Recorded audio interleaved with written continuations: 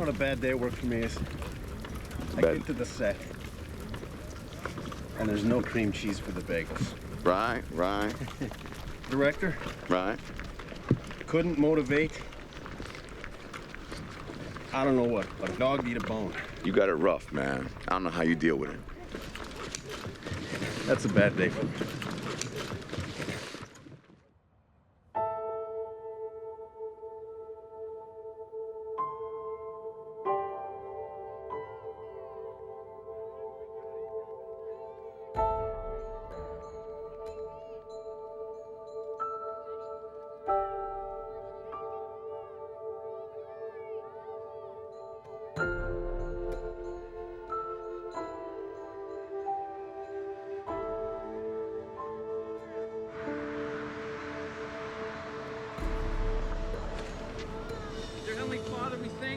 You're a God that knows everything that's going on right now and is intimately acquainted with our deployment, with everything that's going on in each person's family, their thoughts, their feelings.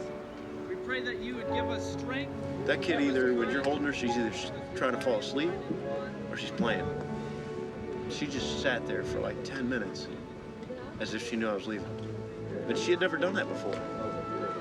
She say goodbye. That's like the most heart-wrenching thing ever. I don't know how to describe it. You just hope that you can see the person again.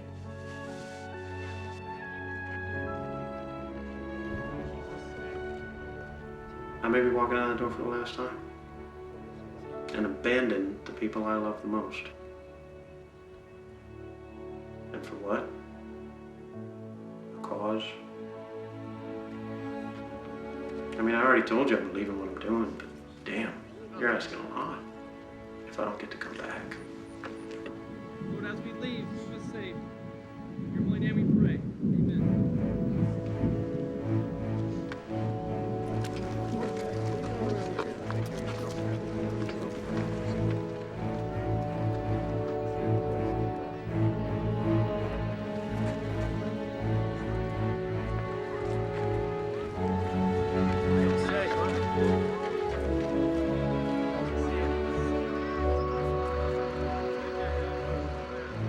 Even though this was Isaac's third deployment, it still felt strange sending my brother off into combat. But it didn't feel that way for my youngest brother, Joe. He'd spent one tour of duty in Iraq in Isaac's unit already. That's the fun stuff. Kicking in the door, going clearing that building. That's fun stuff. It's good shit. Is it because it's such an adrenaline rush? Is that why it's fun? You know what I mean? Yeah. It's just like life at a height. Even in training, where you're kicking down the door, it's awesome. It's like the best. You had to have force. You got to have a sheepdog in order to protect the sheep from the wolves. Sheep are, for the most part, innocent, you know. Sheepdog, he's organized chaos.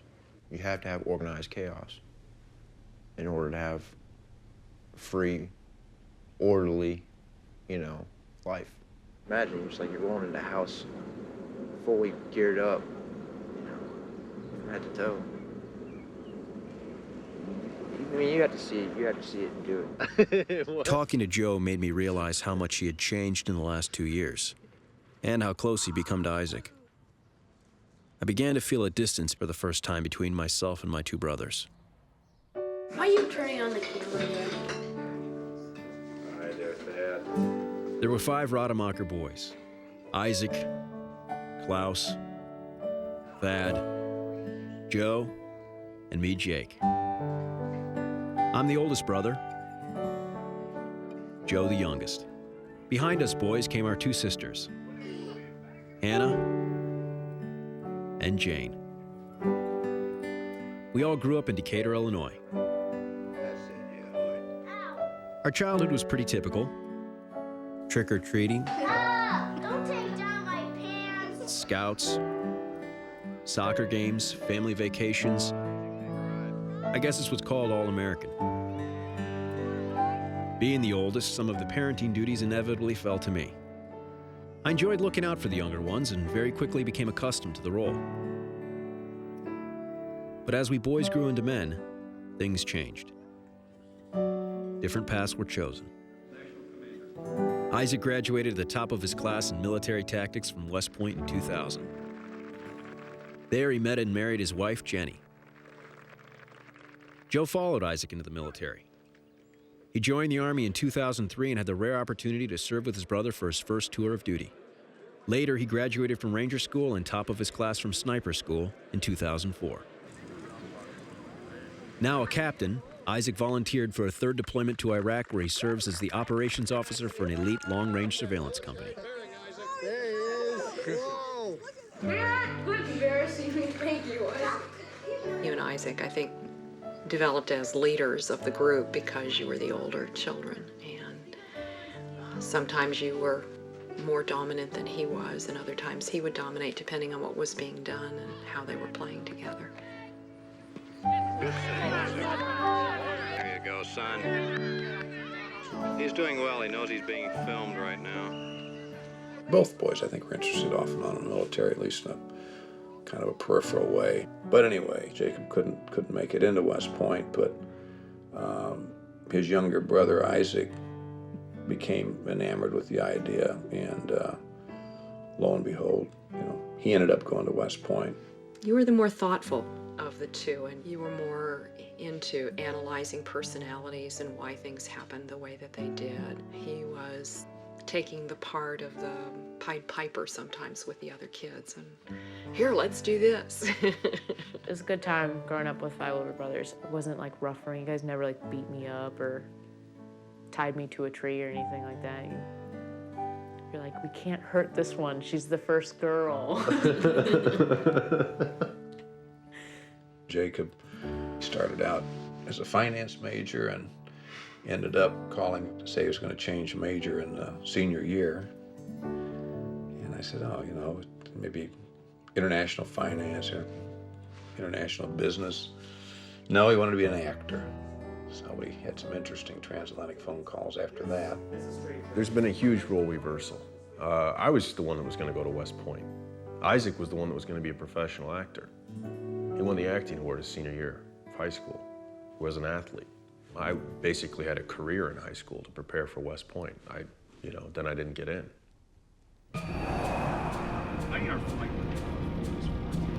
Text message. Not only did I want to be a soldier, I drove everything in my life towards it. Because I always wanted to go to war. I always wanted to see it. So I was floundering in life because what I had planned to do in my 20s was denied me. So it's very interesting, it was a role reversal. Isaac got much more serious about his life, and I started looking for mine. Where are you going? You're going to Kuwait. I want to know what's going on in Iraq because I have 2 brothers serving there. 5 hours to Kuwait. These guys are putting their lives on the line. Why are they doing it? I need to know. It's important. I have a personal stake in that. And that's why I set off with a bare-bones crew to find my brother's war in Iraq.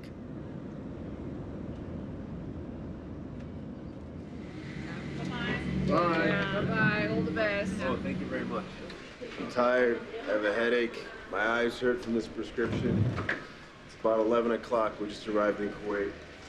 We gotta get to the Hilton, call this major, so we make it to Iraq tomorrow.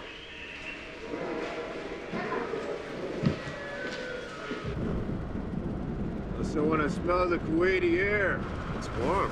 Wow.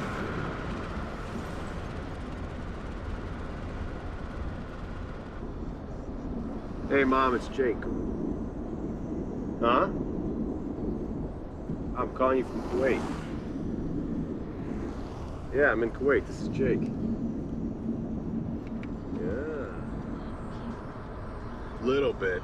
I feel a little nauseous right now. I'm a little tired. Ugh. When you change the weekend, that's why. The change of climate, is that what it is? No, it's a malaria medicine. Upon arriving at the Hilton, I learned that our workers' comp insurance had been canceled.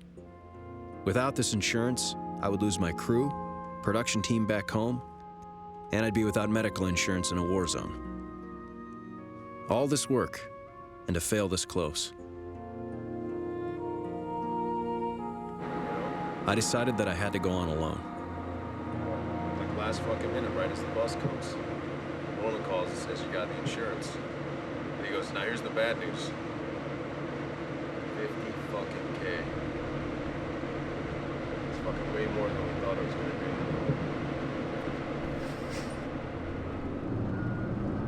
So we're on a bus. We're headed to airport just outside Kuwait. All the curtains are drawn, all the lights are out. Imagine that's for security. No, that's so we can sleep. So we can sleep. Again, like I said, it's for security. People are trying to kill us right now. What I'd like you to do when you get off this bus is take everything you got, helmet and vest, carry on luggage, set it down in these rows. If you're going to Baghdad, set it down these rows over. You got 4 rows off to your left out here. When you get out here, it'll be off to your left. Guys, I have a box built out here. If your bag does not fit in that box, it goes on the pallet. It does not go on the plane with you. All right? So if it doesn't fit in that box, don't argue with me. Put it on the pallet. Bro, man. You gotta force it. It's too big. Okay. Okay? Now, if it won't fit standing up, it won't fit sideways, it's too big.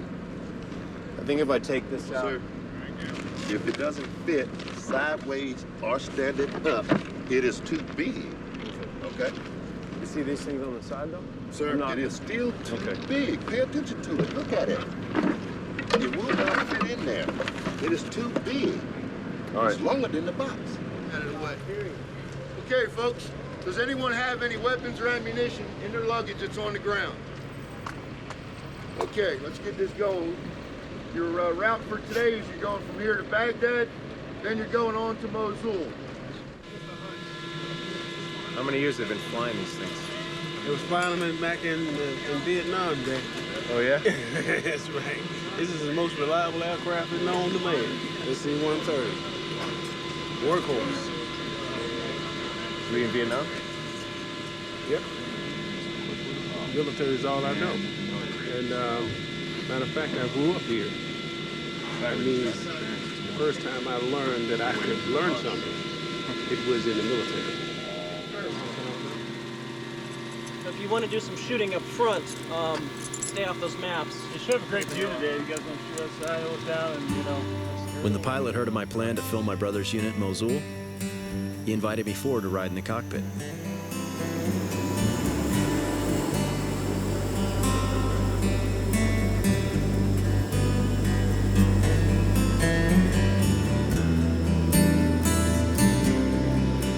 C-130, its job is actually to stay down low, under the radar and everything, you know. Go drop the guys out the back like your brother, and then, you know, escape. So that's what it was built for. What we're doing over here is more like Southwest Airlines. So we're kind of the primary way that troops and stuff move around in the theater.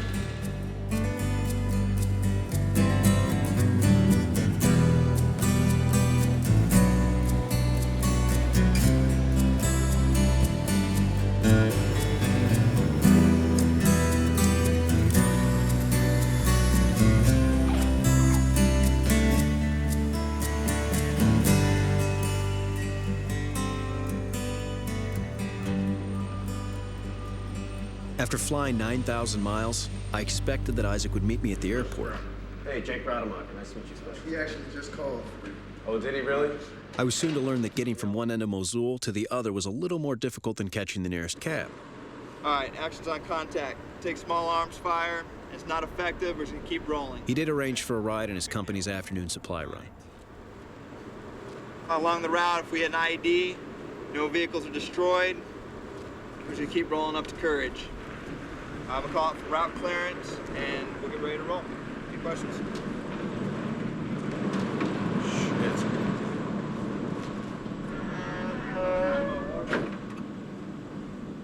Yeah, you guys will like Mosul down here. It's pretty nice. I mean, I wouldn't buy no summer home here, but I definitely think I'm gonna visit again. Wow. I'm Kansas City, New Orleans. Going, if you look on the side of the road, you'll see where some of the guardrails have been blown up. So you can see kind of where some of the IEDs and stuff have gone off in the past.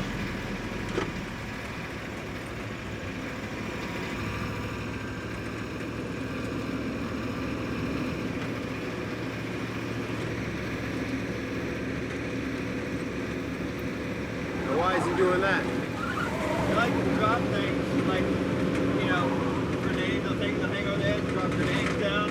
So if you exit different than the way you came in, you just kind of lower your chances of them being able to drop a grenade or something on you on the back side.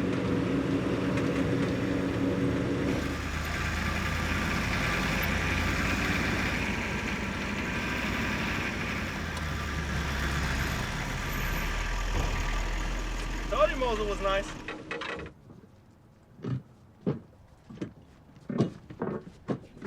Oh, shit.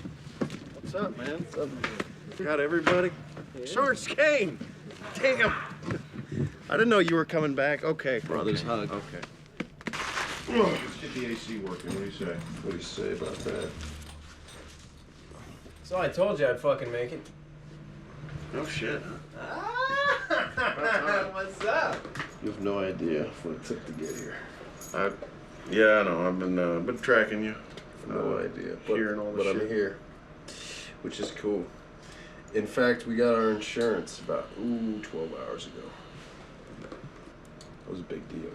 Yeah, I bet it would be. Yeah. I just got these new glasses, just basically for this shit. Well, you look like a movie star. I was thinking Brad Pitt. Shut up.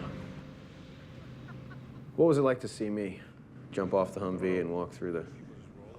I think it was a lot more exciting for you than it was for me. I spent 6 months in Iraq with Joe last year, so I know what it's like to have a brother in arms right next to me. When do you think it's gonna be? Shot. That's a fucking bullet? Yeah, that was an AK-47 shot. This is known as the bombed-out palace versus the palace, which is the headquarters facility. That's the big, ornate one. Isaac wasted no time showing me around the base and introducing me to the men and women he worked with. He was eager to show me what life at FOB Courage was all about. Appreciate it, though, guys. The incoming attacks that have happened on FOB Courage around Mosul, this being one of the hotbeds of the insurgency, a lot of times they use indirect fire to either harass or try to kill coalition forces. All of the trailer parks, as we call them, but the living quarters that the soldiers live in, are surrounded on Courage with these large barriers. They call them Texas barriers. Looks like about 9 inches thick cement, about 12 feet tall. This particular one happened on December 30th. It worked backwards, but still worked in our favor. And I remember soldiers laying here bleeding. I remember soldiers sitting, crouched down in the bunker in almost a fetal position. It was a real wake-up call for us because it happened days after we arrived here to start doing our missions.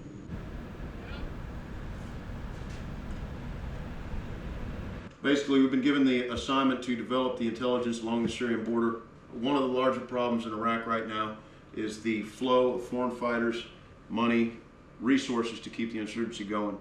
And it started in Vietnam as a LRP, long-range patrol. After the close of Vietnam, we became long-range surveillance, the ability to go deep behind enemy lines and conduct reconnaissance or surveillance operations on the enemy. Qusayba smugglers, they have their own berm break that they can smuggle across. It's also reported that a lot of the Syrian border police in this area are Syrian intelligence. And all the foreign fighters that we've been tracking from Saudi Arabia and Jordan have been going up to Qamishli and then down into the Syrian border post and on their way into Iraq. You can see those items coming right over the top of the cliffs. My guys have to sit down with me and say, okay, here's where we think guys are coming across the border, here's when we think it's happening, and here's what we think is going on. And then we take the teams and put the teams out there, and the team's job is to confirm or deny. They don't have a location for where the shots came from? There are to confirm that, yes, there is people coming across the border, confirm they're doing vehicle or foot traffic, or deny. No, I sat in this hole for 3 days and I didn't see a damn thing. Whoa, good Lord. Update everybody, say they are not actively in contact right now. Being an intel guy here in an infantry company, I get to know that when these guys go out on their mission, I know if I give them bad information, they might not come back at all. If I gave somebody bad information and they died because of it, I'm the one at fault. You know, I'm the one that has to live with that. But Isaac's command center was not the only vantage point from which I wanted to see a mission. And I convinced my brother to get us a spot on the next recon mission out to the Syrian border. Since we know you're going on this mission, yeah, I would have, I'd start packing it up and let Murata help you. They'll tell you, you need that, you don't need that. They'll help you pack light and make sure you have everything you need.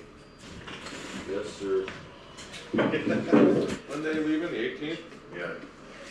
Y'all need to be drinking water. Oh, yes. Constantly. Do you think it's hot here? Wait till you get out there. And you could probably wear that over tomorrow on the striker run. Wear this over, and then bring something like a set of shorts and a t-shirt for you to wear while you're there tomorrow. Okay. To relax in and walk around and do whatever. Well, the laundry guys don't give a shit about color, huh? No, they really don't. What the fuck is that? I was anxious to get outside the wire, and this mission was my ticket. The platoon I was to accompany was based at Fort Merez, about 25 miles from Fort Courage.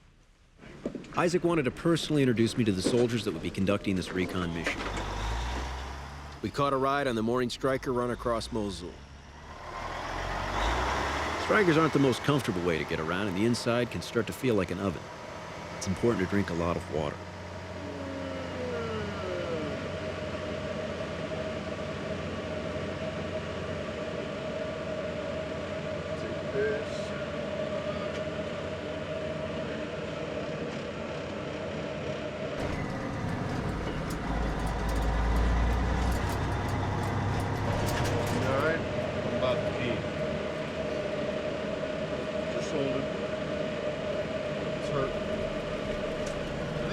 Develop your bladder in the military.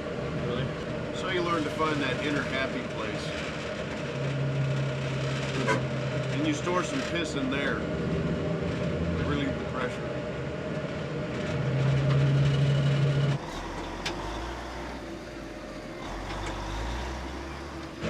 We should be there like any minute. I mean, fuck. I gotta go. You gonna try to go in your water bottle? No, I don't want to pee in a fucking bottle. I have to go that fast. I've had to fucking urinate for an hour. Hey, we almost there? Fix the wall. Go for it, big guy.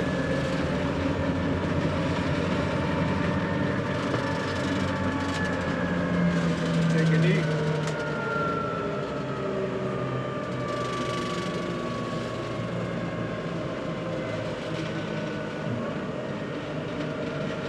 Funny is since he was like 10, it hasn't grown much.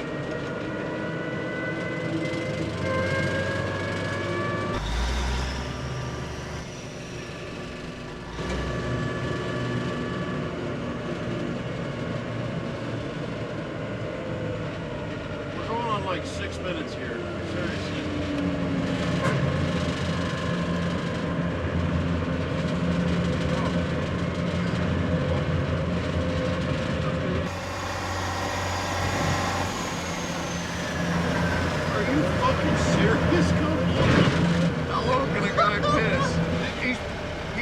Pelvic thrusts into the water bottle.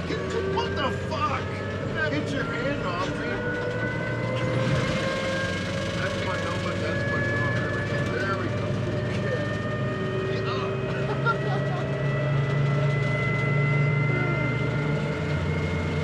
Gatorade.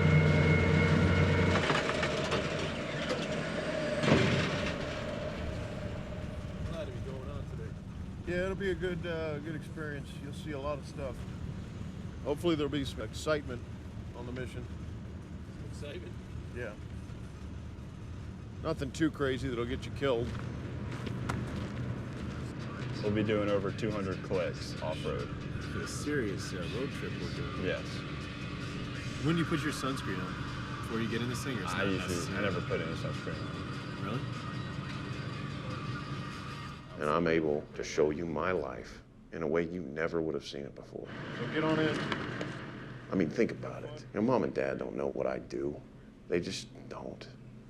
Dad's well read on all this shit, but I can tell him everything, but he just, you know, he listens, he hears. He doesn't know. You get to see this shit firsthand. You hit by an IED, no damage, no injuries, or you keep rolling towards the higher.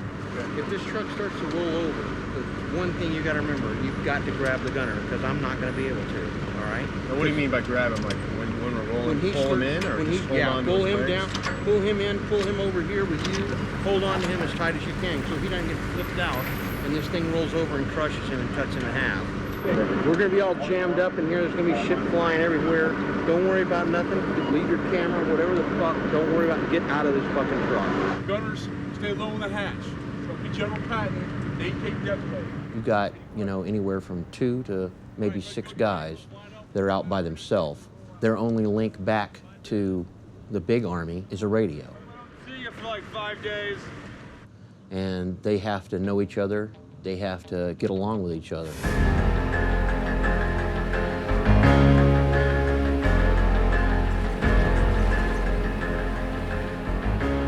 A lot of guys will get frustrated because it takes a certain kind of person to go out and sit in a hole for 5 days and not see a damn thing. You have to have a kid who can sit there in the blazing ass heat, looking through a scope. I mean, picture being one of those kids. Hey, Little Smith, we're gonna stop for a second.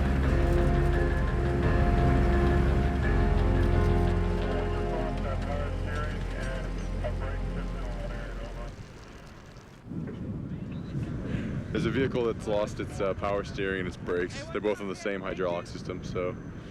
Who has the wrenches? Power steering? Yeah. They're gonna be hurting for the rest of the mission. Without the power steering, every bump you hit shocks the steering wheel, about breaks your hand.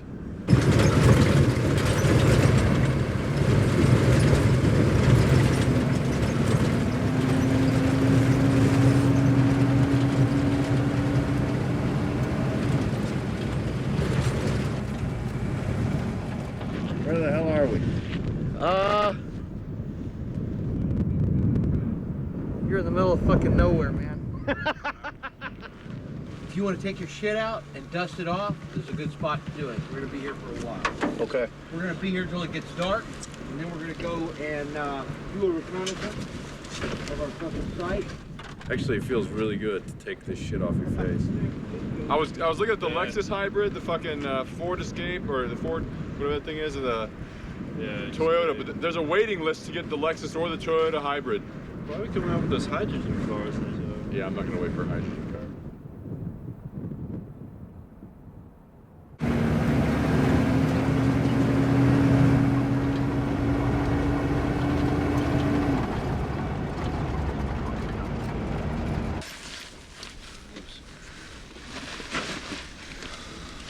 You guys be careful out there.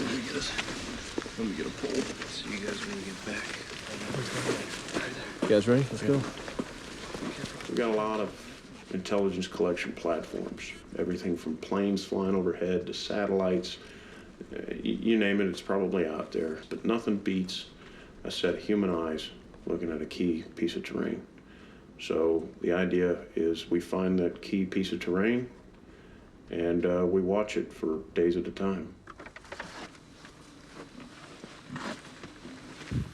You doing all right, Jake? Yeah. Staying awake? Almost finished, I guess. So they're digging in tonight. Just took the mules with him. Interesting. Jake's probably having the time of his life. Where's the platoon hut?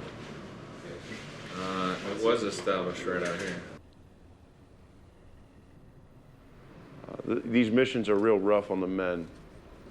We typically, the longest we'll send them out is 5 days because of the extreme conditions of the environment. It's very hot, extremely dusty, and it'll wear a guy out. Knowing Jake, I think he's getting by. He was never quite the dirty type that I was. You know, we were in scouts and stuff, getting out in the field and rolling around in the dirt. And he's got good people there to take care of him. So I'm not worried about him. He won't soon forget how bad conditions can be. He'll come back saying, yes, I went to the right place with the right men to find what I was looking for. in terms of figuring out the heart of the American soldier.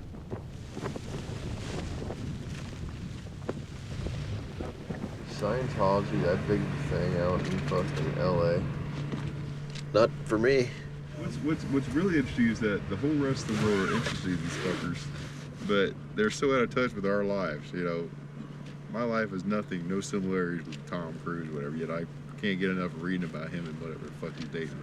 I don't know why that's so fascinating. My wife doesn't get it either. She's like, "Why you read this shit?" I don't know. You can go to ranger school for 2 months, come back, and your chick's been cheating on you for whatever reason. I went to basic training, and she, the day I left for basic training, she was fucking her next door neighbor, dude. I was like, are you kidding me? Some other dude got my wife pregnant, and some cocksuckers using my nice little dresser. Fucking maple. Back. I wanted to piss in it because you know you can never get that smell out of the oak. You know?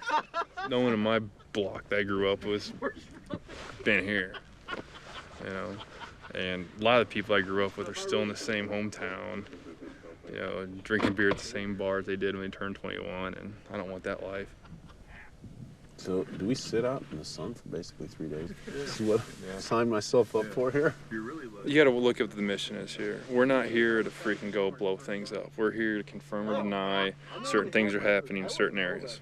This is our middle berm break here. You can kind of see where the berm is down. The road picks up and goes into Syria. The mission out here, you check it out, you send it to higher decides how they want to deal with it.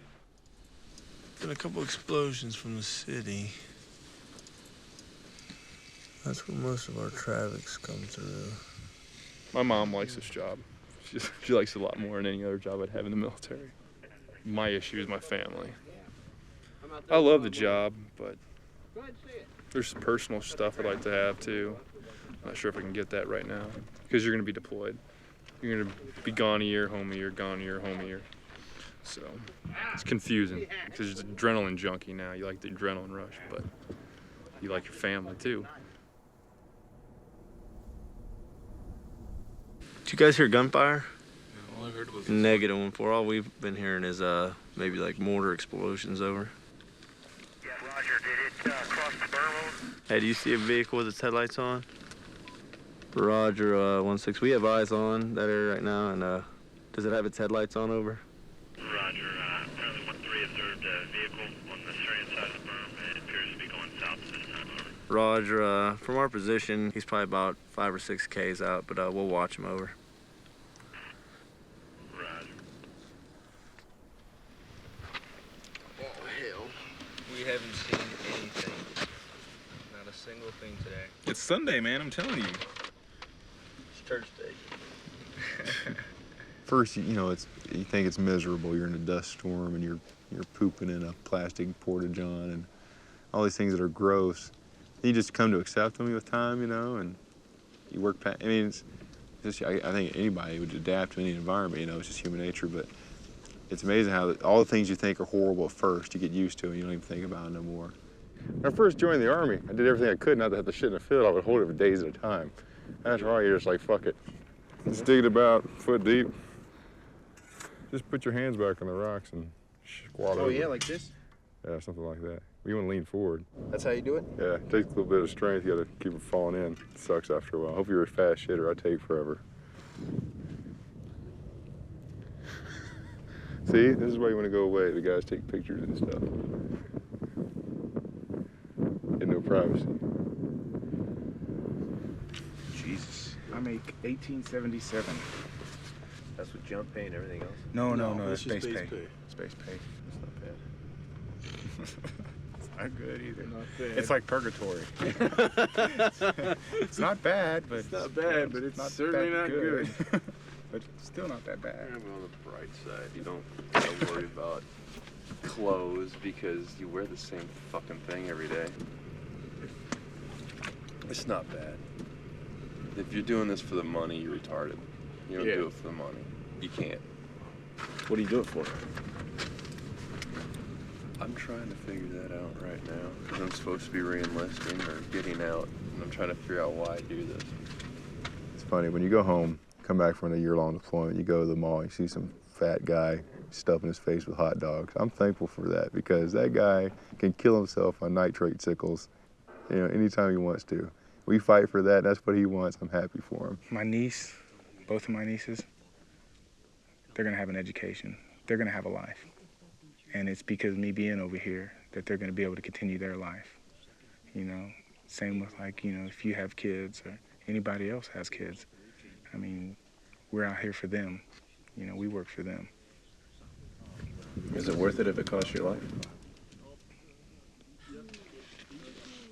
Yeah, it'd be worth it. That's why I'm here. I'd give my life for America any day. Wouldn't think twice. All right, put on safe. These guys out here, I'm gonna know them for the rest of my life. You spend so much time out here with them, you get to know them. They almost become brothers, you know. So it's great. You have a new family. I've tried to make my dad proud ever since I was a little kid. It was hard to see if I was doing that, you know, because, you know, young boys, we get in trouble all the time. Think your dad's proud of you now? Yeah. Yeah. Yeah, we spend our whole lives trying to make our dads proud, huh? Yeah, we do. Sure do. My dad answered my question once because he's like, "Are you gonna get out?" I'm like, "I don't know. I don't know if I could stay in." He's like, "The caliber of person you're gonna be working with in the military is better than the caliber of person you're gonna meet 90% of the time anywhere else in the work world." It's because, you know, it's just a different breed. You go through different things together. And my friends here are closer than almost any friends I've ever had in my entire life. If I figure out why I do it, I'll let you know. Yeah. It's fucking hot. So last full day. Sweet. What time are they picking us up? 02. So we got like 10 hours left? About. But who's counting? I am. These guys ain't doing so bad. Me personally, I got the shits right now. I'm sucking really bad.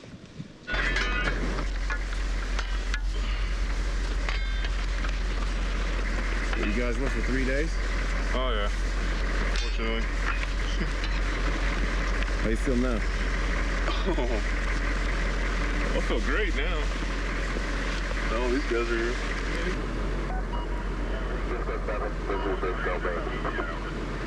Roger, I'm relaying for 1-6, be advised, first platoon is mission complete, all teams are extracted, and we are preparing to move back to Morez at this time, over.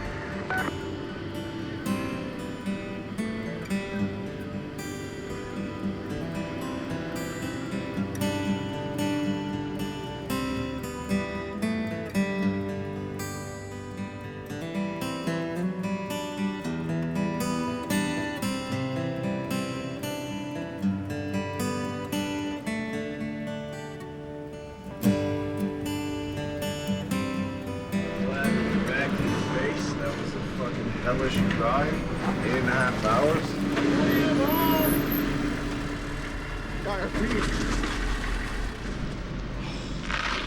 This couple is fucking Jesus.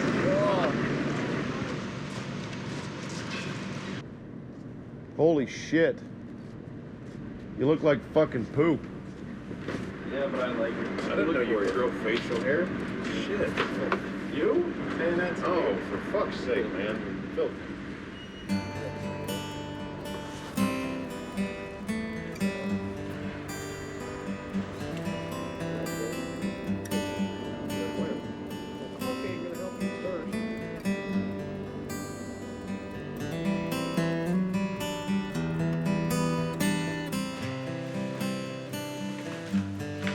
Isaac was being called back to the States for further training. But he didn't like leaving before the rest of the soldiers in his company, and before being able to show me even more of his unit's operations. But in the Army, orders are orders, and he had to go. Take care, man. Thank you. Stay out of trouble. Always out of trouble. See you back home. All right, man. Have fun.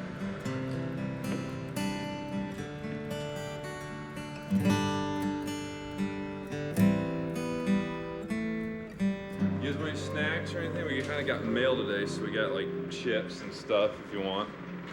Can I watch just the first 5 minutes of season 2? I've seen most of season 2 on TV, but I saw the end of the first season. I never caught the first couple episodes. So I'm just like, is it good? The first episode, they all come back. I had a friend back home make fun of me for watching it. She's like, that's just wrong, a bunch of grown men sitting around watching OC. It's so great. Dude, you have no idea how much comfort it was for me when these guys were like, yeah, we love the OC. I'm like, talking about fucking Rangers and shit. Cause like, I like it, you know? I don't care what he thinks is fair. He could have died out there. Okay. Hey, who was the girl with the purple in her hair? That woman's gorgeous. She's like the perfect because she's got the black eyeliner, which is that mysterious look. The best two women in the show ever. Anna. Well, and I mean this Season in the one. least scandalous way. Perfect. A little thin. And the bartender.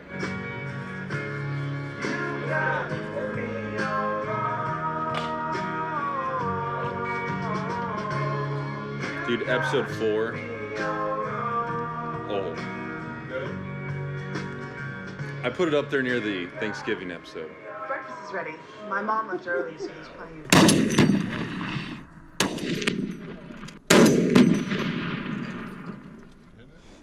Fucking awesome, dude. What could possibly follow up season 2 of the OC? Target practice. Fish, McKay, and Lackey wanted me to share in the fun, so they arranged for me to get in some trigger time. All right, put that buttstock right in your shoulder. And I usually just kind of lean it up. You don't really have to do that. You can use this to balance it. Okay. Hold on to it, though? Yeah, it'll fire 3 rounds. Just pull back on it. How'd I do? Hey, let's see. Well, pretty good. Where are the rest of the shots? So basically, the EOTech, the strike round's gonna be down here somewhere if you're aiming at 25 meters. So that over distance, the rounds will come up the silhouette, you know, because the round travels out, goes up a little bit, about 150, and comes back down. So you hitting it actually low? Might just me. But not too no far. offense. How you're shooting. Yeah. But not that bad. I'm supposed to hit right hell there. no. That's not bad. Because you got to remember, where are all my other blacks?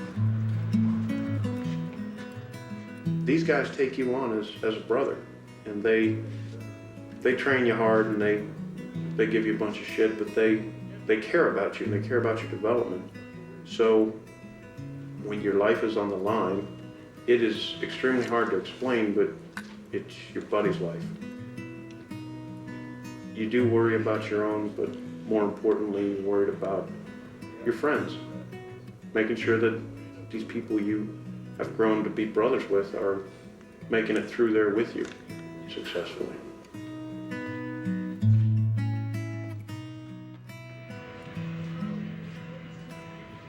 Sometimes I'll flip through the pictures of my daughter, my wife.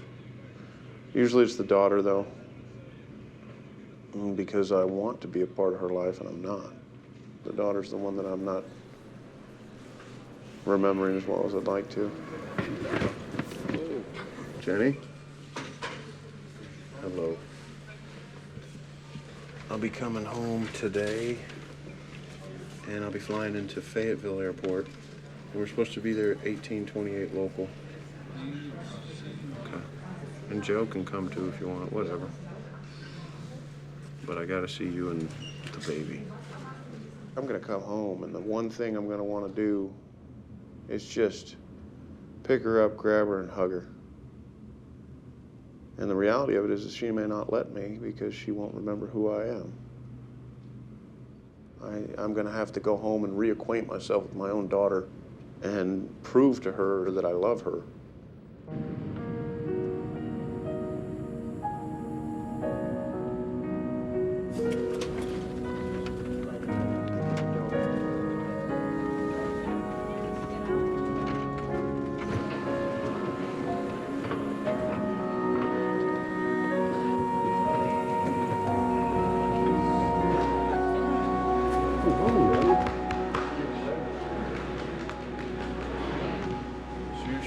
Showed up yet? You know, Jenny, you want to go back through and walk back up? We can do that if you want. I do know her. That's why I don't know why she's not here. That's surprising. I'm gonna check outside for a minute. So how did Jake doing well over there? Yeah, he's having a good time. That's why I said Jenny's probably road raging right now.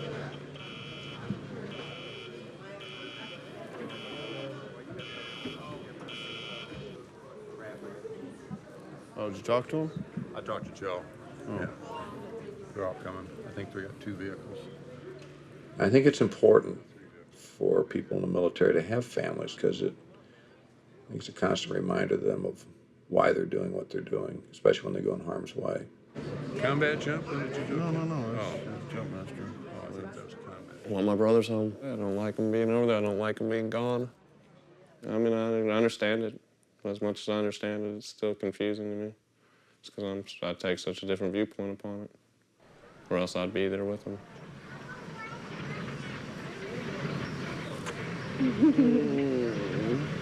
Hey, baby. Hey. I missed you. Hunter, look. Hello. I don't know who this guy is.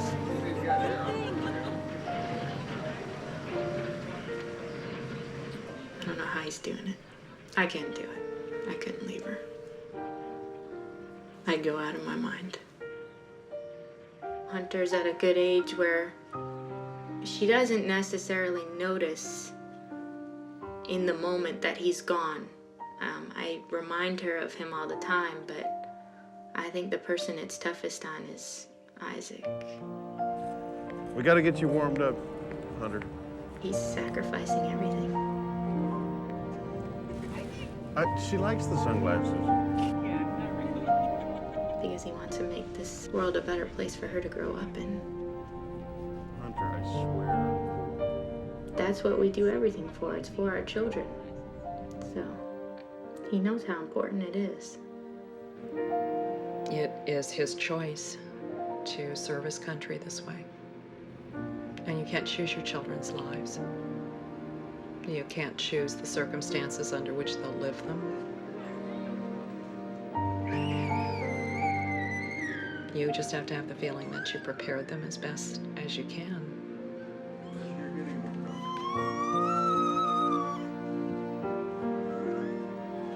I know nothing's gonna happen to him out there.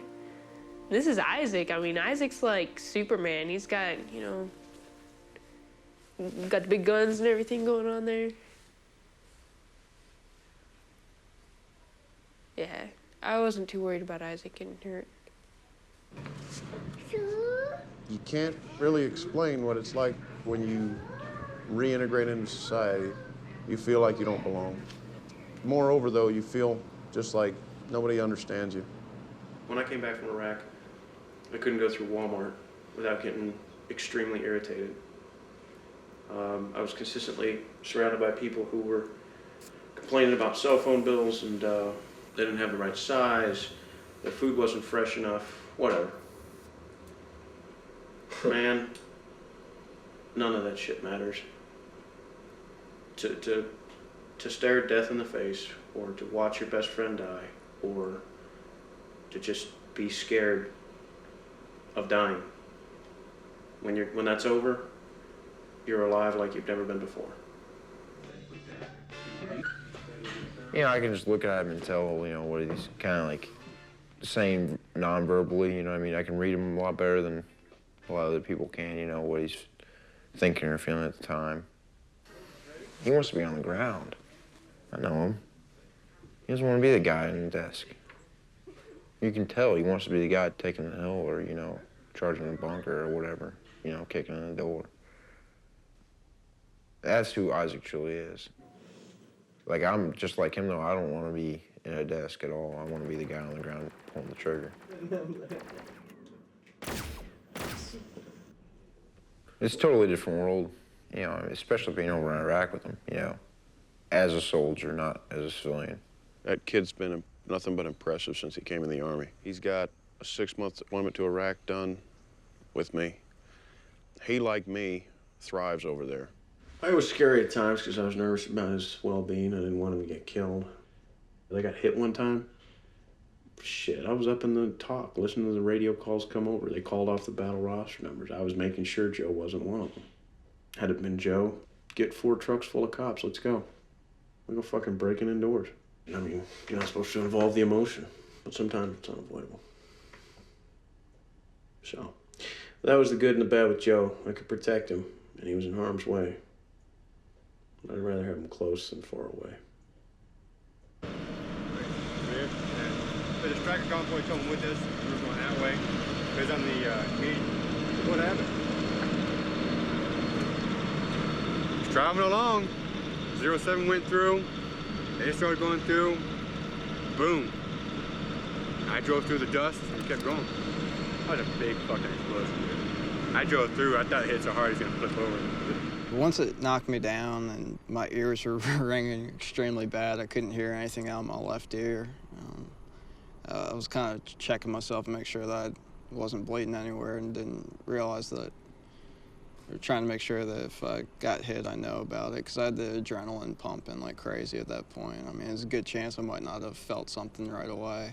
I was driving, so I was pretty much watching forward, and I just cut out of the corner of my eye, had my sunglasses on. It was just a gray cloud instantly at my window, and then that's when my window shattered in 2 spots. If that window wasn't as thick as it was, my head probably would have been in Sergeant Bodecker's lab. I was about that far away. After we got back to that base, I took off my helmet and sat in my lap, and I noticed a tear in the cover of my helmet, and I was looking at it closer, and it was, my helmet had a hole in it, and then I looked on the inside, and I realized that the whole inside had bulged out, and it just barely stopped the shrapnel from penetrating all the way through. Did his job. Yeah, it did. Grundy was pissy. He could shoot anybody. Well, I was pointing my Sometimes there's small arms fire, sometimes there isn't. If somebody shoots at me, I'm gonna take you out. I mean, there's no ifs, ands, and buts about it. And we love duking it out with people, so, I mean, they don't stand a chance against us. I mean, their only chances with IEDs because they know that they can't just stand toe-to-toe with us and have a fight, so. Hey, there's a possible IED at the box in the middle of the road. Just be on the lookout for it. We were all still thinking about what happened that morning. I mean, I kind of looked at it as falling off a horse. I mean, I knew that if I didn't get up there right away, I mean, there's a good chance I might get a little gun shy. I just basically needed to get back into it and feel comfortable up there again. Huh? How far out it was? Yeah, it's down by where we got blown up. It's on the northbound, southbound there. I mean, it's part of our job. We can't really just be like, something bad happened this morning, we're taking the rest of the day off. I mean, we have stuff we have to do. Just keep on going with it.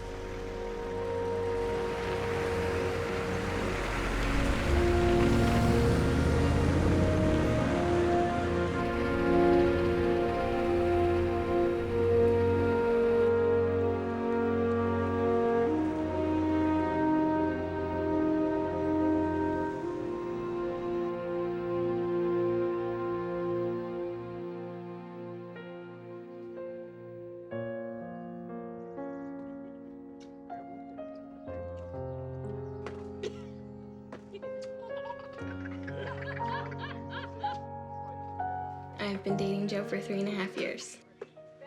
Joe's just, I think he's changed. He's more independent, brave.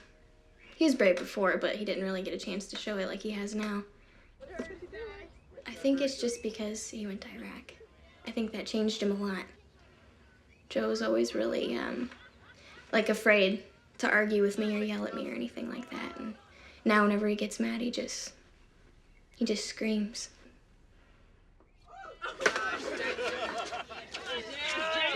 Things are different now than they used to be, but I think that things would be different anyways just because it's been 3 years. You know, everything's not going to be the same as it was whenever you first started dating, but I just think he's changed because of the war and the army. Only until you said something did I remember that you used to mess with me. He expects me to be a strong person and me to never cry and to show no emotion like he has to. but I can't. And I think he gets mad at me when I cry. So, it's just hard because I cry about a lot of things. Yeah, I don't want to be the only guy in here. Why? I'm sensitive, and he used to be, but that wore away, you know? He has to be tough, and I have to be tough. I'm not tough all the time. So. But I'm sure that would mean just as much. So here we are down here in Mraz. Courage is up here. Gonna take Route Toyota to Saab to Lexus up to the Hook. Okay.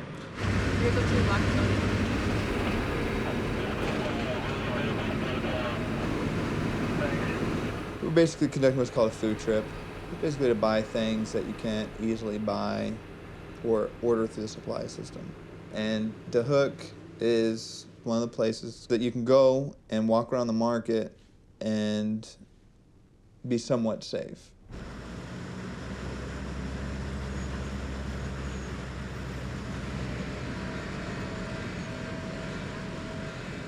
As soon as we arrived into Hook, I was amazed by the different mood in the air. Precautions were still taken, but the stress level was lower here in the north, as our Sunni interpreter Ali assured me. If you see any friendly guy in the market, maybe he shook your hand like this, walking together. It's mean good thing, not mean bad thing. Yeah. Just I want to let you know. Sometimes maybe he wants you, or he kiss you. That's okay. Okay, you know what I mean. By us enforcing a no-fly zone, it kept Saddam out of this northern part of Iraq. So it enabled the Kurds protection, first of all, and secondly, they had the ability to create their own economy, their own justice system, you know, and you could tell as night and day. And when we go out in town, you'll see it's just, I mean, we can walk around, not get shot at, not get bombed. It's one of the few chances that most people get to interact with locals. You can't really walk down the street here in Mosul and just go talking to people and stuff. Whereas the Hook, because of our relations with the Kurds, it allows us to interact with them. Where'd you learn how to speak English? School. You go to school? In my mind, at least, it shows that there is a chance for Iraq. You know, up here, everything's going well. You know, you have Christians, Muslims, they walking down the street together, no problems. It's really interesting. Okay.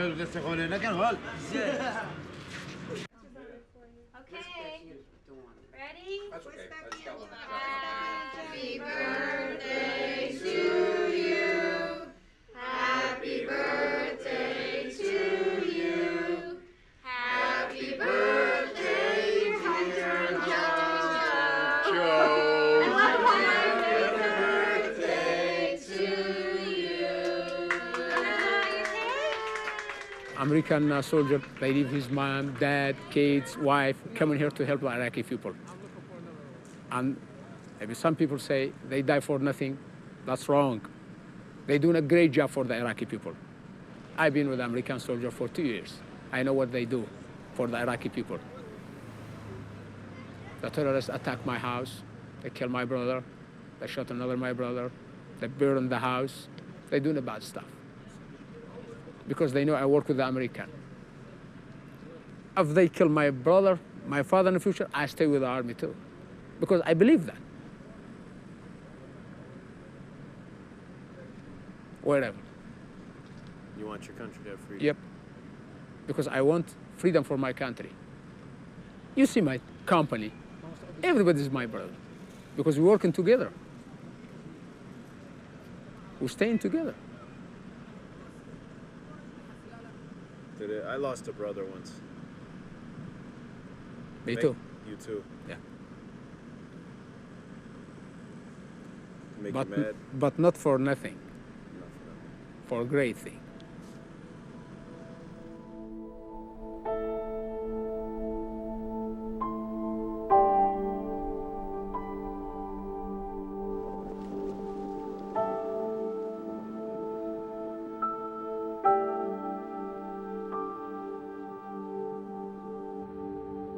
Visiting Kurdistan opened my eyes to the bright potential that Iraq could have. When I thought about the loss of Ali's brother, I was brought back to a dark time in my own life. Who's this? This is Dad. Thad Rademacher? Yeah, Jacob's One and only? brother. Predecessor? I didn't expect that to die. I didn't expect any of my family that I left back here to get hurt.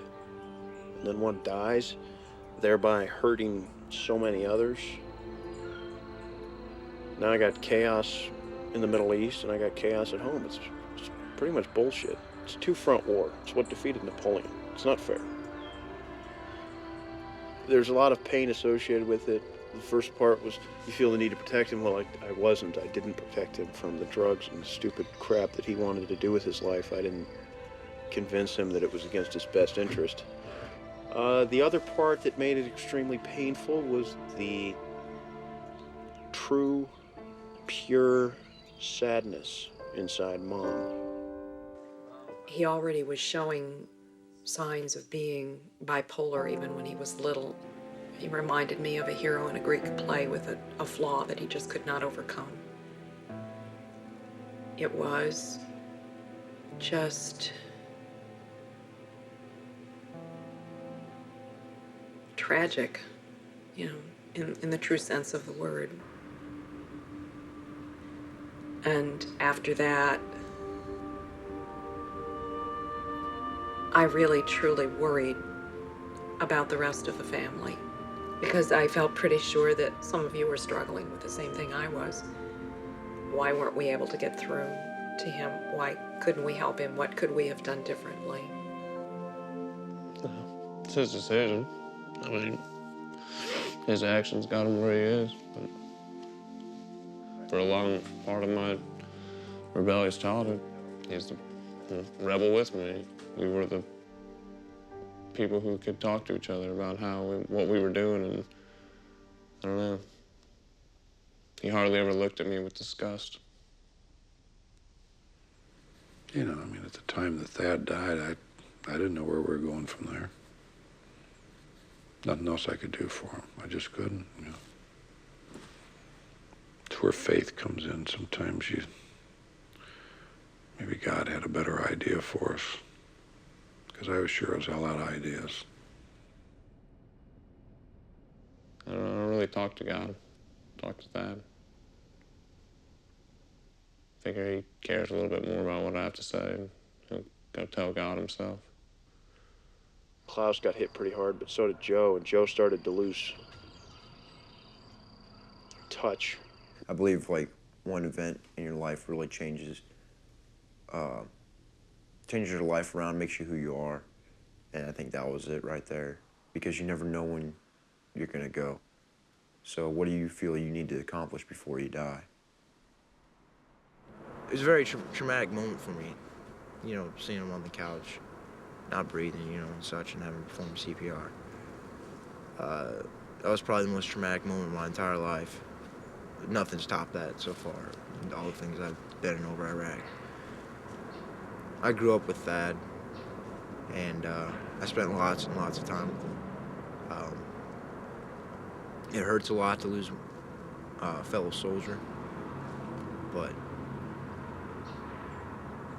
nothing hurts as bad as watching your brother die.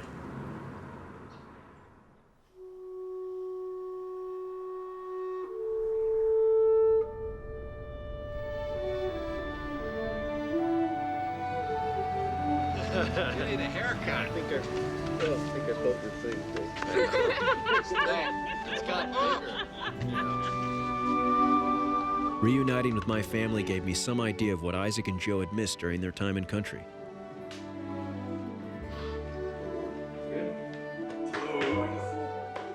While I was in Iraq, Klaus had become a father. Look at that little baby. Told her to go pass out. But the one I was most anxious to see was Joe. Jacob. Joe.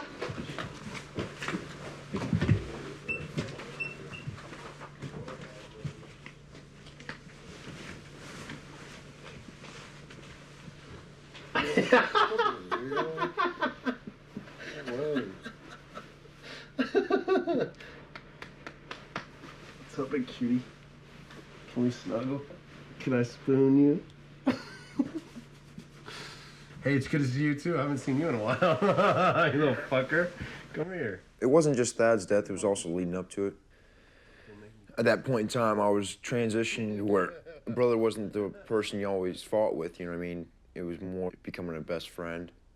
But he was even better than that because he's a brother. Hey, there's no wrestling. I'm an old man. You're the young one. You're the young warrior of the army. So you made sergeant or what? You don't. You have not actually officially gotten sergeant yet, but you're going to get it, or? That's cool. When is your ceremony or whatever? Whenever they give you. November 1st. November 1st. That's a while, ain't it? No. Is that you gonna be back by then, or are they gonna give it to you while you're over there? Over there. Where are you gonna go? Up north somewhere and all that. Up north? They haven't told you where? Yeah, I know where I'm going. It's just some city I can't even pronounce. We got to go out on a 5-day mission with one of Isaac's groups.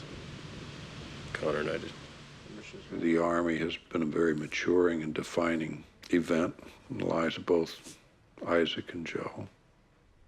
Especially with Joe. I mean, Joe went in as a snot-nosed kid, and he's 3 years later is a man now. I mean, he's matured a lot more than he ever would have done if he hadn't been in the Army.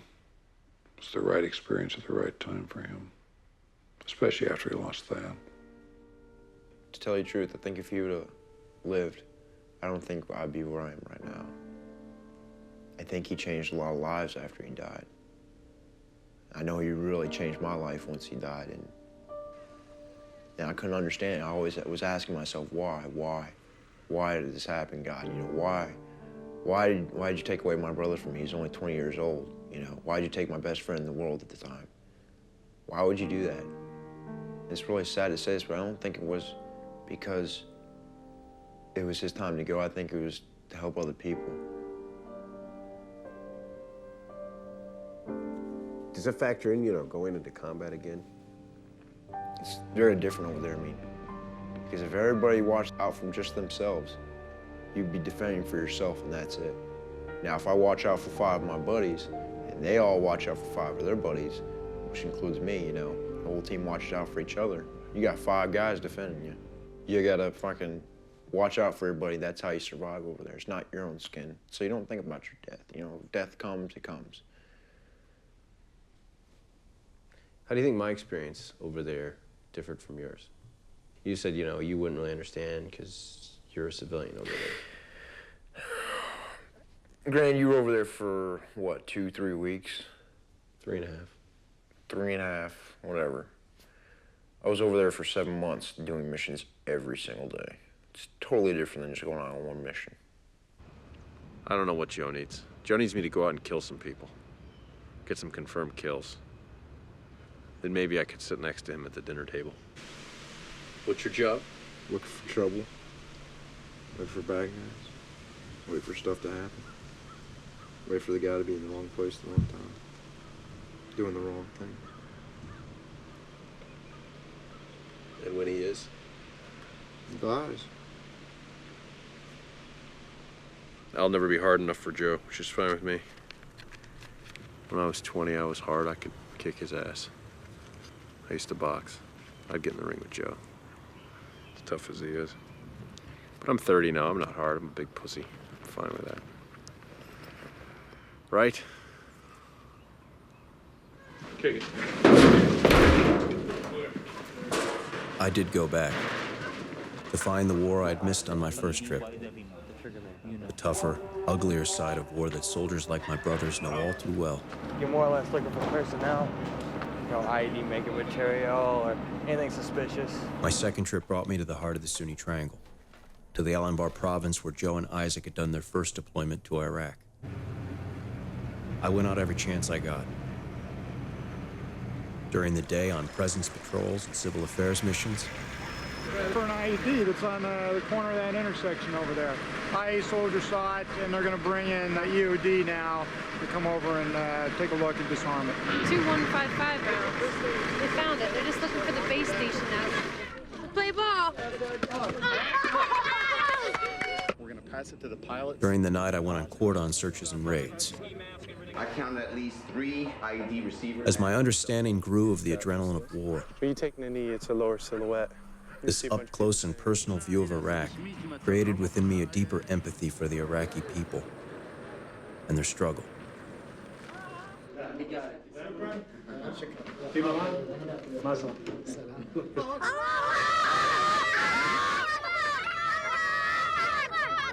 As I was returning from a civil affairs mission, word came over the radio of a tragedy. That's terrible. Air medevac, or they're requesting it anyway. So, it can't be that good.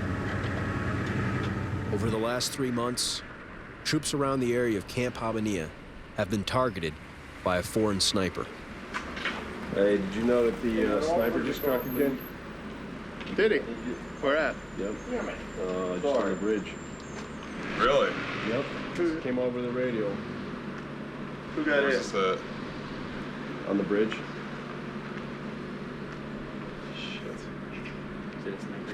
Somebody dead? They wanted a medevac by helicopter. I'll keep that under wraps. Alright. I grew up with him since the 4th grade. The kid that just got killed, you knew from the 4th grade? Yeah, he's my, I talked him into joining the Army. We're buddies from back at home.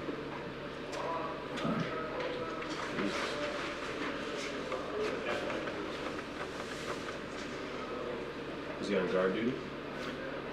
Yeah, I don't know. I really don't want to talk about it, man. Not now, anyway. I'd like to get out by the house by 611 just to give a little payback to these fucking scumbags. Yeah, and you can see. I just shoot anybody on the other We side. don't even know if it came from there. We don't know anything. All we know is the guy got shot. We don't know, other than that, we don't know shit. Who the fuck cares? You know what? Sitting here fucking bitching about it, not being out in the sector ain't gonna get us kills. I fucking guarantee that 100%. Jumping out and fucking something you don't know anything about is gonna get people killed too. Now you can either hurry up and you can fucking rush it.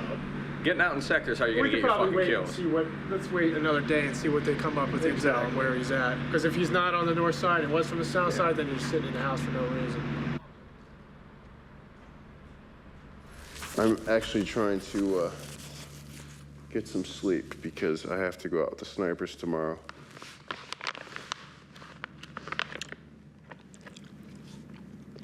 This is the moment where you go, what the fuck was I thinking?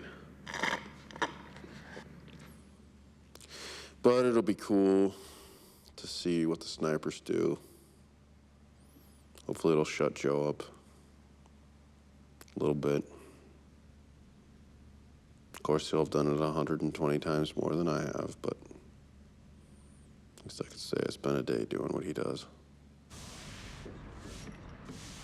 All right, we're going out to the 636 grid line. It's going to be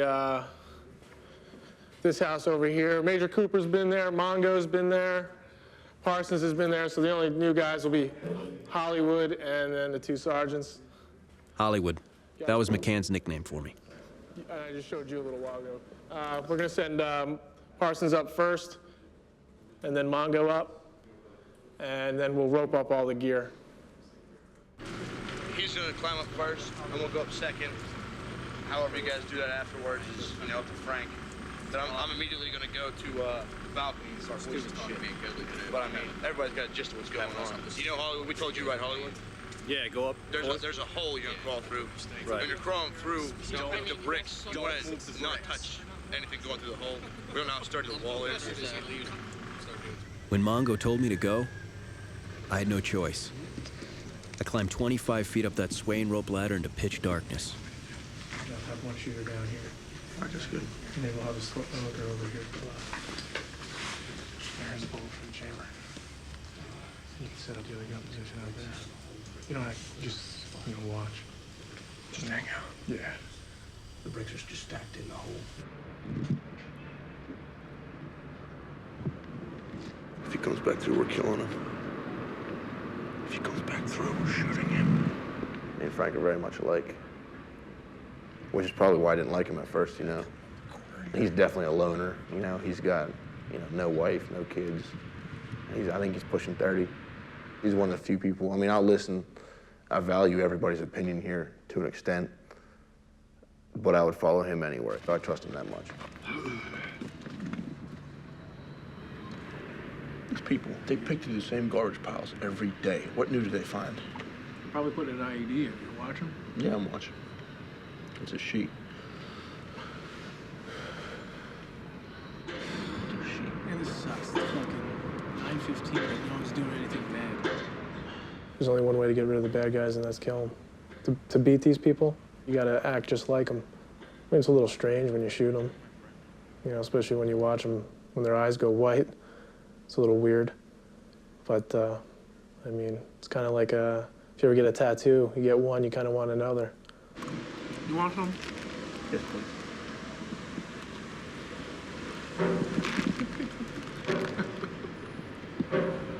Oh, dude, give me my fucking M&M's. Give me my M&M's. No.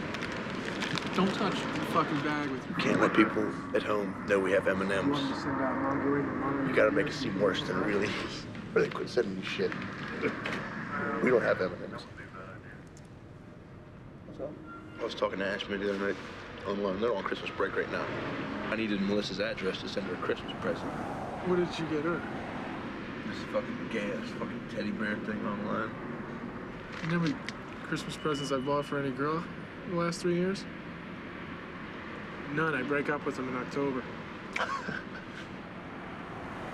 I was just gonna pull the standard flowers. You can't buy flowers for fucking Christmas. The fuck you can. You can't buy a girl flowers for Christmas. You can do whatever the hell you want with flowers. You don't buy a girl flowers for fucking Christmas. If you have limited options, you can. Frank. Dude, I'm telling you. That's Well, a good move you didn't do. Well, I didn't, did I? This is true. I did. You bought her a teddy bear. Teddy bear is nice. And she plays soccer, so you can dress them up like little customized things. So I made her a soccer player and put her name on the front and her number on the back.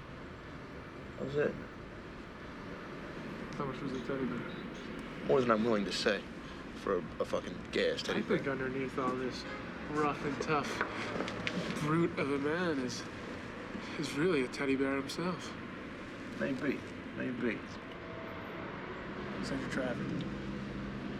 Hey, I'm on. Keeping in mind. There's all four dickheads over here. They're up in some. You got 3 cars parked on the side of the It's weird because, you know, you get one kill. Even the guys here don't have kills. They all want one. Because, you know, you're not really a sniper until you get a kill. Like, I wanted one, and then when I got one, I wanted another. You know, you kind of feel bad in a way, you know. Not that you feel bad for the guy. It's just not an everyday normal thing of blowing someone away, you know, shooting someone. Any target that you'd ever find hard to do? I actually had a situation with some children. They were going around a street corner.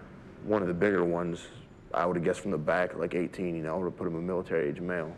And he had an AK. So immediately, you know, I went for the rifle. And when they came back around, one of the youngest ones had the AK. So, you know, I was like, sons of bitches, you know, they gave the little kid the gun, you know, to come back with. Well, there's some people down there. I just can't see anybody with weapons right now. They got so many kids walking down there and shit. Precision fire, buddy, precision. And I'd started my trigger pull, and to the last second, Lanker said, dude, that gun's a toy. You know, I double-checked real fast, and it was a toy.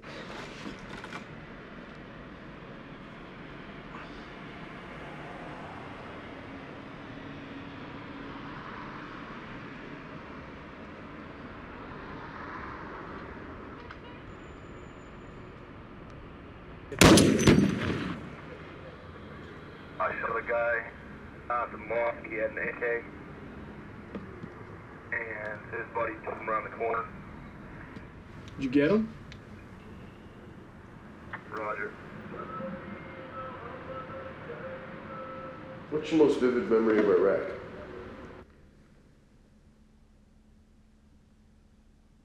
right now, for real, it's probably that little kid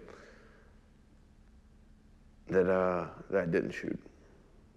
Bud, you guys have midnight chow here? That's kind of normal. Hey. Fuck no. Are you serious? Stay hungry, baby. Stay hungry. You still thinking about going out, Jake? Yeah, fuck yeah. How the mission go? How the mission? The guys were like, that's how quick it happens sometimes, you know? A guy came around the corner with an AK, you know, positive identification, boom. I mean, you know, it'd be interesting to talk to Joe, because, you know, he was all like, 120 missions, you only went on one. I'm like, now it's like, Yeah, I'm about 15, 16. I'm still not at 120. so, you know. Merry Christmas to you, too. Hey, we'll spend next one together. We'll go 5 years. Next morning at dawn, I set out on another mission. If y'all want to take off, we're gonna start pushing north here. This time with the lead element of the Iraqi army as it pushed into Jazeera with the aid of U.S. Marine advisors. I was determined to cram as much combat experience into this 5-week trip as I could. Hey, I got shots fired up here in front of me, 3. The Iraqi soldiers ran towards the gunfire, and I ran with them. By the time we reached the enemy position, they had already fled across the river. Hey, sir, they're on the other side of the river. 3 guys. On the other side of the river, they ran. There's 3 guys with rifles. Our unit ran into another patrol of Iraqi soldiers under the supervision of Staff Sergeant Edward Allier, whom I'd met earlier that week. What's up? Freaking informant's house over there. Speaks good English. I got it marked.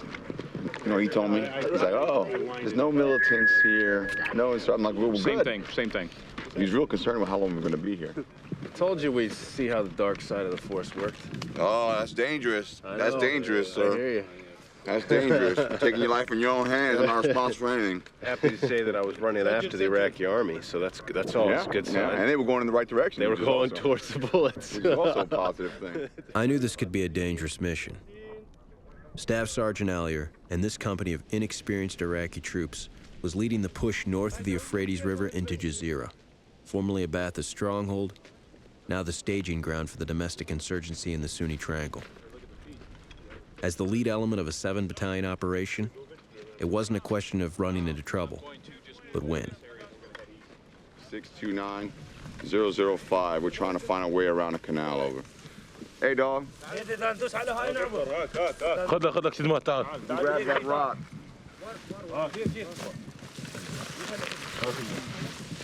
That ain't gonna cut it.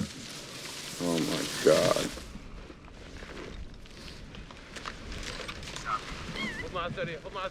يابا خلوا شيلوا شو يسوي؟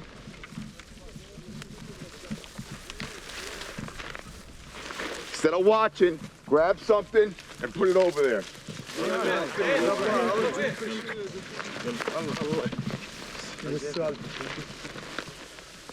Mustafa, tell them to start grabbing shit. Well, they're moving way too fucking slow.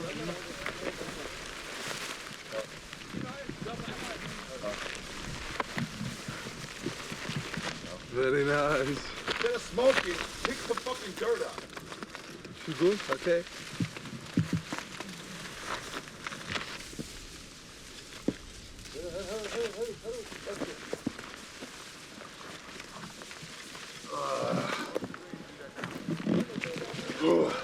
Oh, Jesus, let's go, rookie. We made it. We made it. This is it. All right, this bend in the road right here. That's where we're at. Your GPS isn't even on. That's awesome. The guy doesn't look at a map, just turns his GPS on and tells me I don't know where I'm at. I try and freaking orient him to the goddamn road. I'm like, here's the bend in the road. I show him the fucking bend in the road on the map that he's looking at. He's not there. Yeah, we're not there. We're still 300 meters south. This is what's gonna happen. Right now, we're right here. No. As soon as the Wahhabi or whatever, the terrorists, the insurgents, start coming from this way and taking this road, I'm happy that I got a chance to do this job, because when I left The first time, I had a negative opinion about the people here. When I started seeing Iraqi soldiers that I trained and ate and slept with, bleeding, getting shot to my left and right, doing the same kind of job that my Marines would be doing, that made me a little more open-minded to start listening to them. It's this car. No one belongs to this car of these houses. Okay, never seen that car before. يعني ما شايفها بالهاي السيارة قبل. أنا جاي أتريق. I don't want a long story. Just answer my questions. Yes or no? قبل لا. لا والله ما He شايف. never seen. Okay, burn the car. Burn the car. لا صعد بها.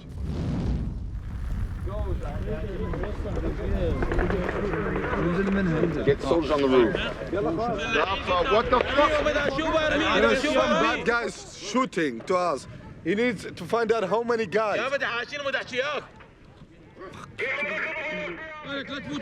So they're in contact right now. They see them right now. Yeah, they see them. The soldiers see them right now. Yes. So why aren't they shooting at them? You know what? Don't say that. They shoot them. Okay. All right, come with me. Okay. يا جماعة نزلوا يسوون أنا وأبو سووا سيدي انبطحوا So they saw the truck drive up. Yes. Then they saw guys get out and shoot at them. Yes. Burn the truck. حرقها. Buckeye base, this is Buckeye 3. Yeah, be advised, I'm looking at the vehicle now. We're searching it for any type of intel. I'm looking at the license plate. The license plate's been scratched, so you can't identify the vehicle. So we're just gonna go ahead and burn it in place. Part of Alier's routine is to teach the Iraqi soldiers how to interact with the locals and provide security through their presence on the street. You know, like guys like Stefan Alia, he'll come back to this house several times. You know, and before you know it, they'll come out and talk to him when they see him. He's developing relationships. That's exactly what he's doing. He's going to be working here for a while now. And half of what he's doing is kind of role playing. He's trying to get the Iraqis, particularly the lieutenant, to do the same thing. Rarely they do. The Iraqis, particularly here in a Sunni region, they're scared to death of going into Sunni area, particularly the Shia soldiers, because they automatically assume everybody's bad. And it'll take them a little while. They'll see Stefan Ali doing this. After a while, they'll realize, hey, I can do this too, and they'll talk to me.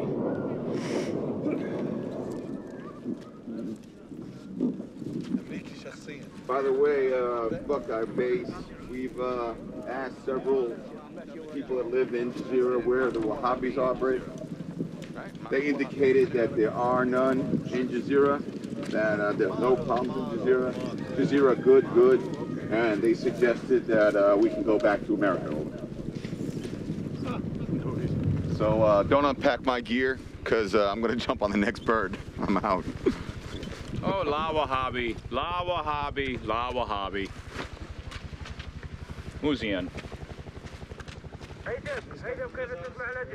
Oh, damn. Why is somebody dead? The locals don't want to say anything because basically it's like a bunch of little gangs running around here. They threaten the civilians. They tell them, if you tell, we will kill you. People won't talk because they don't want to be involved. You get involved, you lose your life. This is what I got to deal with.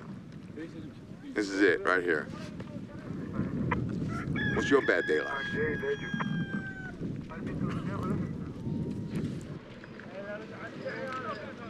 You hear Buckeye 6 got a big cache? They did? Yeah, just south of us. Nice. 632004, right near where you're going to pick that TCP weapons cache. Jones just found it. They will push down that road just a little bit, they would have found it. 63200. All this time we've been talking. It was all just buried in there. So as we started walking along, we just started finding rice bags or grain bags just kind of sticking out. And once you just pull the thread, you start to see all kind of stuff. You see the weapon we find in the big hole? I don't believe you. I think you brought it with you. Just there from here. Again. You know how many? Maybe 80 bombs. Yeah? 80. You know, we were supposed to be here first. But unfortunately, he couldn't translate fast enough, and you beat us here. If it wasn't for him, we would have found all this. Yeah, next time. But I heard you burned 2 vehicles. Yeah, well. Pull! Move! Okay, let's go.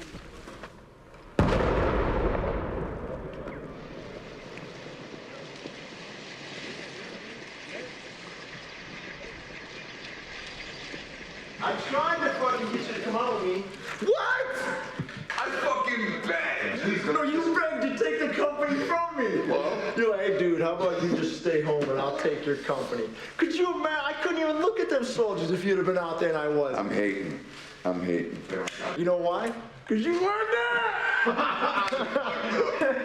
All right, roger that. I'm done talking. Hey, you got that fire going? Roger that. You got some good footage of them blowing that shit up, though, right? I got some good stuff, but I was out of tape, so. He got it from a distance. Did you get a chance to get a picture of all the ordnance and shit? Yeah, I got a big I shot the hell out of that. Mr. Johnny Burnham, journalist, got a really nice shot. Johnny Burnham, journalist. Of that license plate. Oh, Oh, yeah, that's right. You were looking out. That's right. That's right. You were looking out. He was looking out. He was looking out. He was looking out. Then pulled back, got the whole fucking truck. Right. You looking out. Yeah, you looking out. He gave you some backup. All right. We got somewhat of an honest journalist. There you go. Yeah, no shit. 6394. 6394. 906. Next day at the communication center, word comes in that Aliyer's company of Iraqi soldiers, being led today by Marine Gunner Kensington, has been caught in a crossfire with the insurgents. 4 degrees magnetic. Staff Sergeant Aliyer has taken a group out to help, and I'm going with him. Let's go, buddy. This time I didn't have to ask. I walked to the Humvee, and Aliyer got me a seat on the ammo can. Big concern today is that they did not mess with the stuff as far as rigging it. Hey, camera guy. Yeah. Get behind me. Sit your ass right there. All right.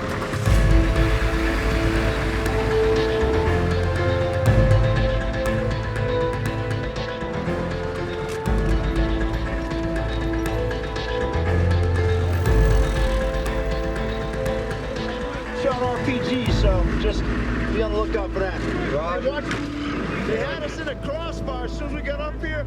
Those houses that we just left and that berm across there, they were wearing it out, but they were just kicking up dirt. They weren't hitting anybody. What's in one? They were running. Fucking picture. You want to take a picture? Okay. All right, here. Picture. All right, Mushtaq, get in a picture. You make it. Do a picture of it, Mushtaq. Okay. Okay, no, okay. Mushtaq Sharif. Ali. Ali. Okay, now watch the bad guy. Look for Wahhabi. No Wahhabi. Look for Wahhabi. No, try. The panhard's going to be behind all the drip.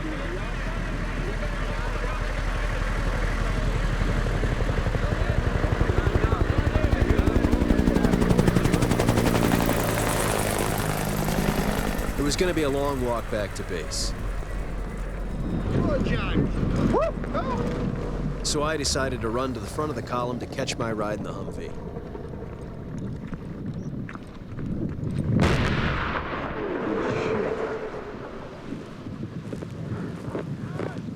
Fuck.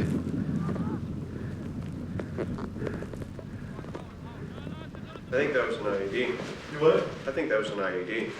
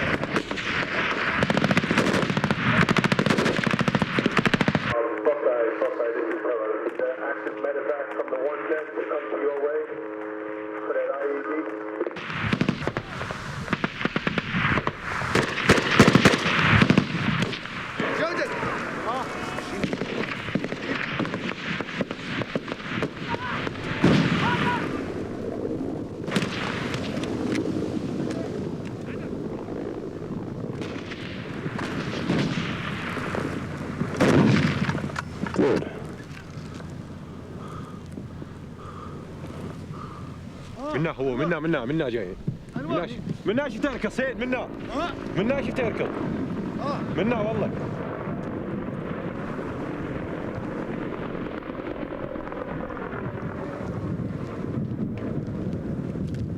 يلا تحرك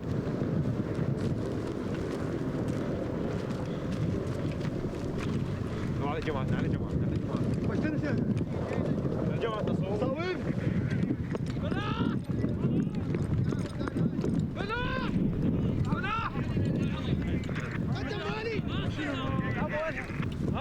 صوب ها؟ بين هارد ماكو شيء سلامات بندقيته وين هذا؟ اجت فيها رجل همش جيبوا له بندقيته والي جيبوا له بندقيته اجتك انها اغلب يا اغلب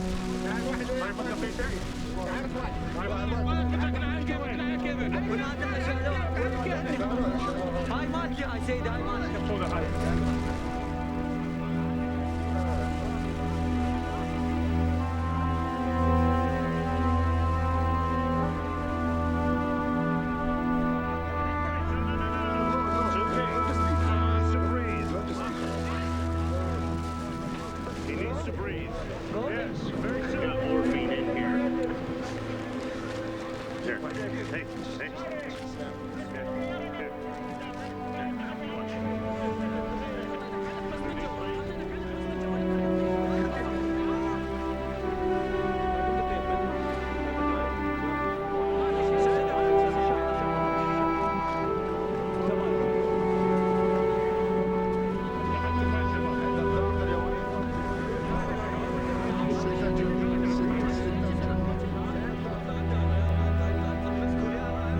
On patrol today, when we were ambushed,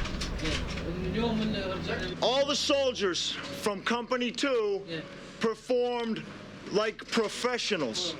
يقول كلكم اديتوا عمل رائع وانا اشكركم على هذا الشيء وكنتوا اقوياء. You had good discipline when you were firing back. You were not firing in the air, you were firing at the terrorists. يقول انتوا ترمون بشكل خاطئ، ترمون هذا الاتجاه وهذا الاتجاه، هم زي ما صبتوا يعني ما صارت عندكم اصابات من وراء رميكم العشوائي. So I expect all of you, if I fall down and get hurt or die, I expect you to fight and not get emotional, but to keep fighting and keep your wits. يقول انتوا عملتوا بشكل رائع وقاتلتوا وانا وياكم واللي يصير بيكم يصير بيه زين بس انتبهوا للرمي وانتبهوا شلون تستعملون الاسلحه. نعم قول له شكرا داود ديفيد انت صدق له ابو داود ديفيد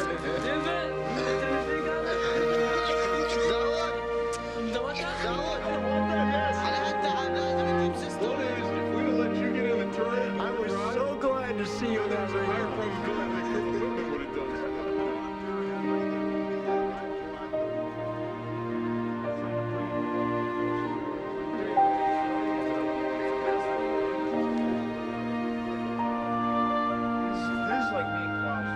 It's kind of a moving thing that one brother thinks enough of his other brothers to try and make a film about what they're doing, understand what they're doing, and understand, sacrifice, commitment, something greater than themselves.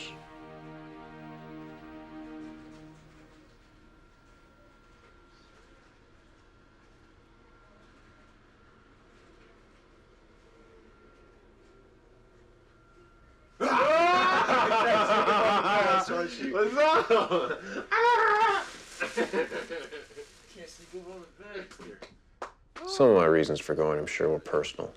I wanted to see if I could do it, handle it. That's why I wanted to be a soldier when I was a kid. I could see that. But I didn't really have anything back here. That you were sacrificing? I don't have a family like you have.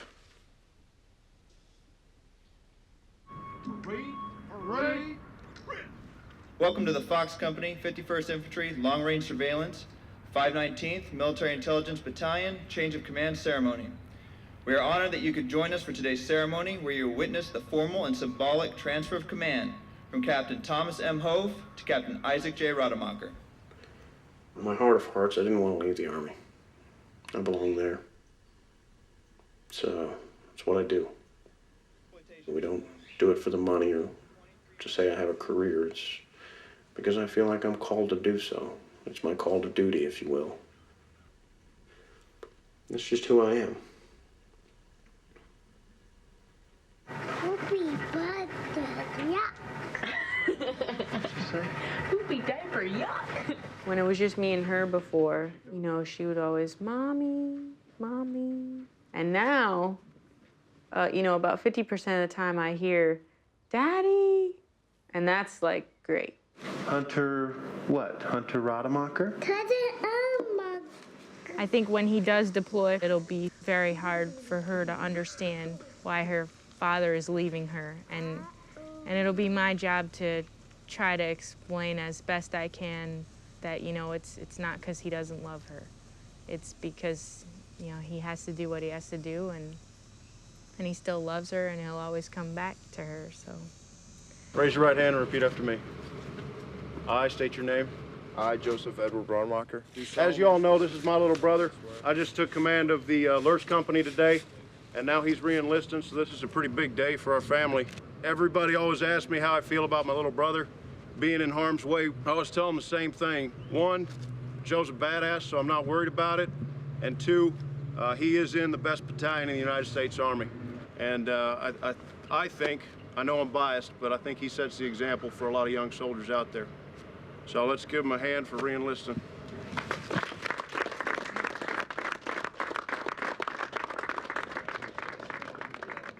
I don't think things will be as difficult as they were last time because, I mean, he knows what he's doing. He's with all of his friends, and I don't think it'll change me that much either, being away from him. So. It did last time, though. Jeez. It's like I just finally got happy again.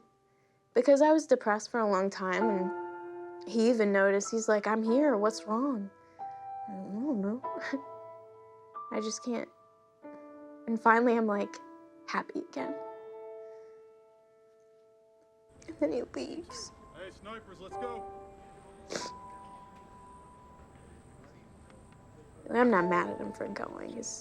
He can't do anything about it. He has to go. So.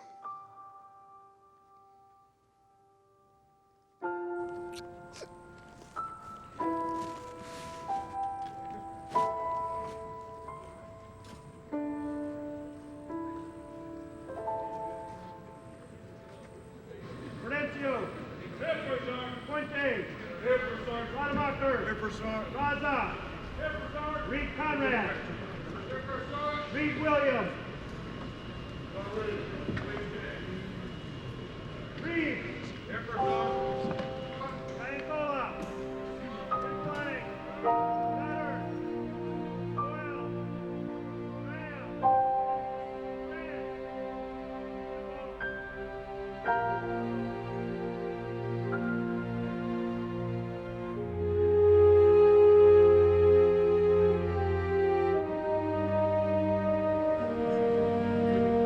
I don't know if I've earned a seat at the table with Joe, but I do know that having walked a mile in my brother's shoes, I understand each of them better now.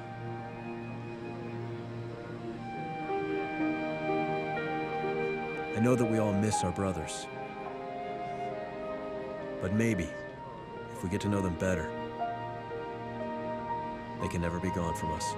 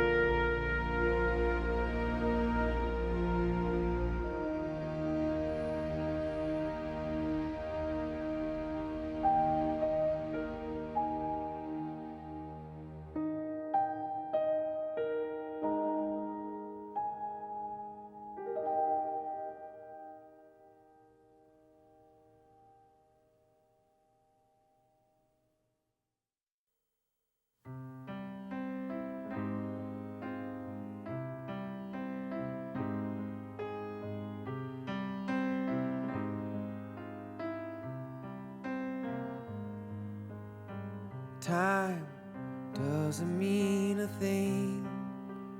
Baking in the sun when all you have are memories. Life is never what it seems till you see it for yourself. Nobody else can know. I don't know how we got here. I don't know what's ahead. But wherever we are going, brother,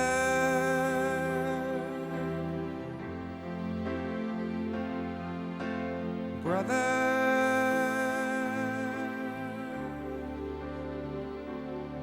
we'll be brothers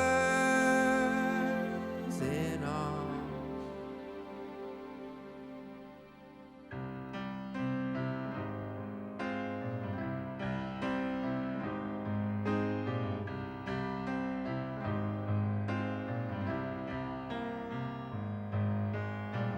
What's that picture on the wall? You were barely old enough to crawl. I had your back. Who are these men we have become?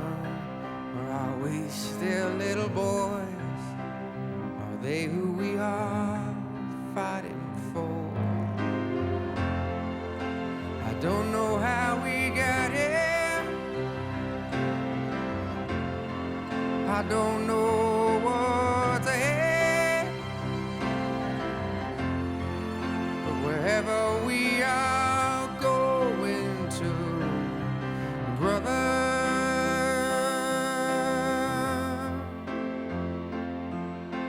brothers,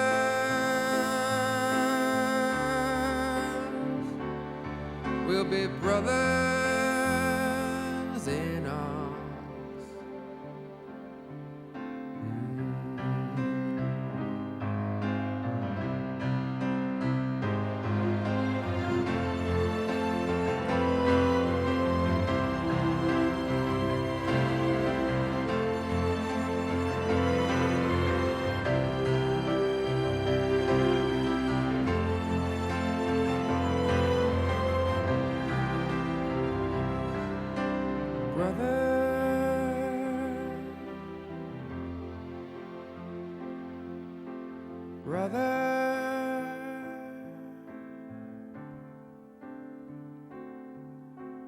Brother,